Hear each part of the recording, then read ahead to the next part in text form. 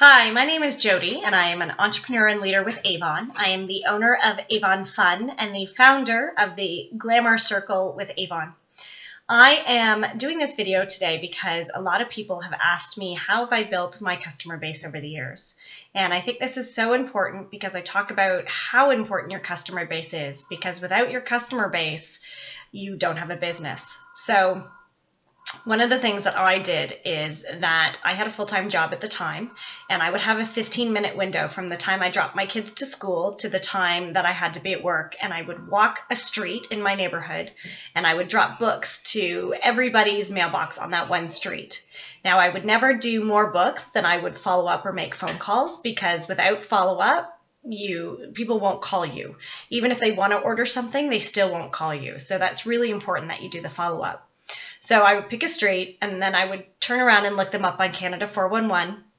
I would do a reverse lookup, and I would pull up the entire street at once. Don't pull up 1 Main Street, 2 Main Street, 3 Main Street, because it's going to take you way too long to do that. So I would pull up the entire street, and I would call them, and it would usually be a 20-minute period that I would call these people, and it would typically be at 7 o'clock at night or at 2 o'clock on a Saturday afternoon.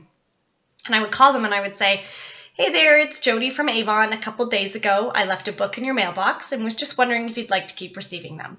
And it was that simple. If they said yes, I said, "Great. Could I please get your first name and your email? And would it be okay if I added you to my Facebook group?"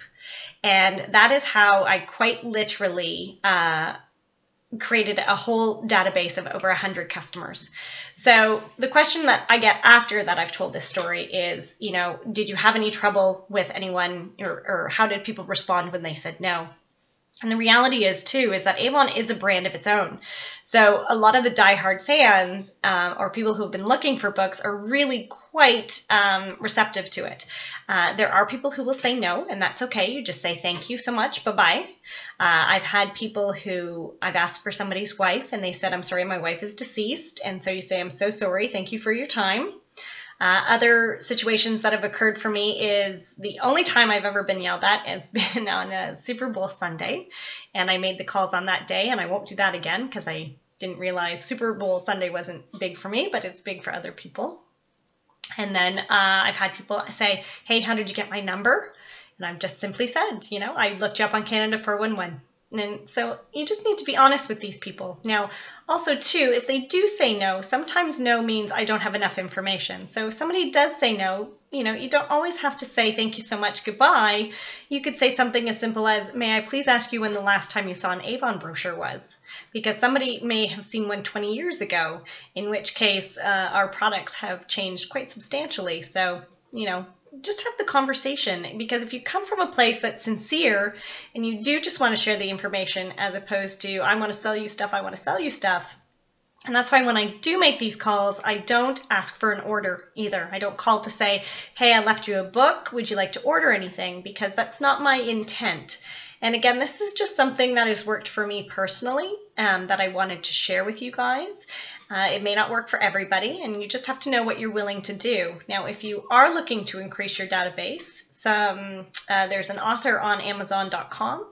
Her name is Kim Thompson Pinder, and she has a book out that is the 50 low-cost ways to find local recruits and customers. And what I always encourage my team to do is to download that book and then have a look at it and pick maybe 1 or 2 things from the list of 50, because there are so many different ways that you can do it, and encourage them to at least try it. Now, if you're going to try it, I always also recommend to try it at least 5 times, because if you try it once and it doesn't work, that doesn't mean it's not going to try again or work better for you the second time.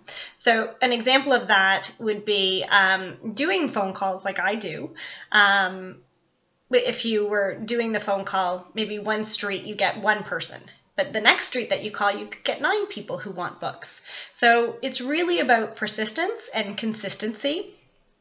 And that's really the biggest part that I wanted to take away from this. So thank you so much, everybody, for watching. And if you have any questions at all, you can contact me below.